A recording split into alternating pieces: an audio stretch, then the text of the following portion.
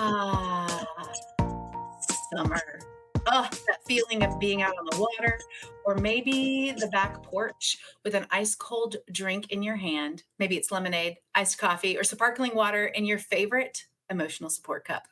Just enough time to take a breath, maybe crack a smile, and get a little boost that will help you today as a leader. Welcome to the vibe of the Joyosity Summer Sips.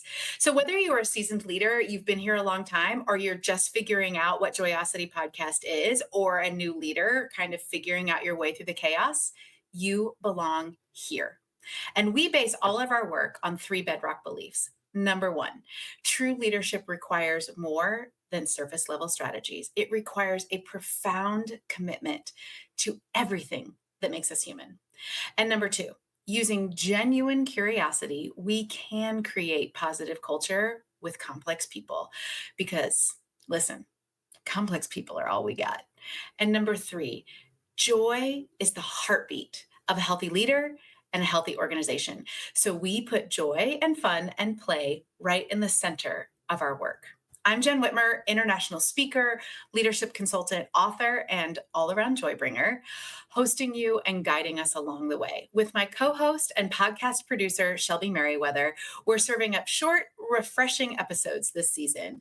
Just a conversation between Shelby and me that highlight what we learned over the 24-25 season of the Joyosity podcast. Each summer sip is just 8 to 12 minutes long, perfect for your walk, drive, or your morning pick-me-up. So be sure to check out the show notes for the full episodes if you want to dig in more what the full month was about and get a little boost for your leadership in this summer season.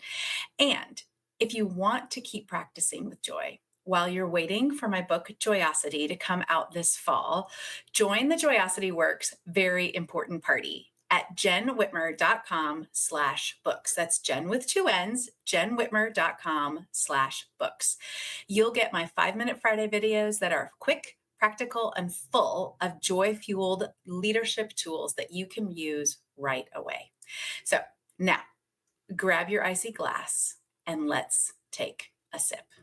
So Jeff, in February, we talked about play. Jeff is a play expert. He is a top HR expert, one of the top HR experts for SHRM, and he's spoken at the NFL and NPR, and he is just a hilarious and wonderful human as well. And I think the thing I always come back to with Jeff that we are both could get up on mile-high soapboxes about that forced fun is not play. That forced fun is not play. And I think that that is a key reminder whenever we are thinking about designing play experiences in the workplace, that forced fun isn't going to get you what you want. That play is incredibly valuable, but forced fun is going to backfire on you. And just, I think that message is really important. Well, I loved his bow tie, of course. Always. His Lego bow tie. So yes. And I thought it was really fun too, how he shared, I believe it was like that he always wanted to work for like a toy company or something.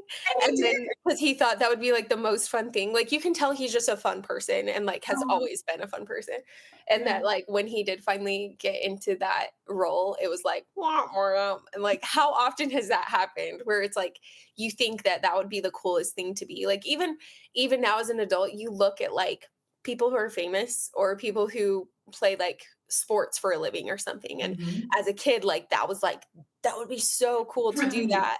Like, oh my gosh, I would love to be famous. And now as a like 30-year-old woman, I'm like, ugh, I would not like that. Like, I don't want people knowing who I am. Like, I have zero desire to be famous.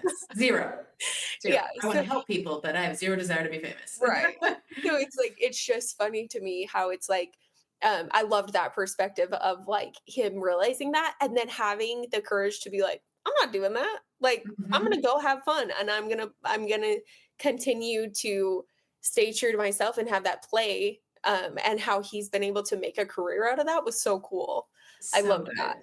Yeah. And he talks a lot about, he quotes somebody, I'm not going to make the quote, the paraphrase, the gist, the learning of the quote is, that when you play and you have that magic, that's what the world needs. The world needs more people obsessed with their own magic because that's what's going to bring us the best from everybody. And which is why I have that play quiz, like what's your Yeah. play style? Because that starts to turn into your best and highest work.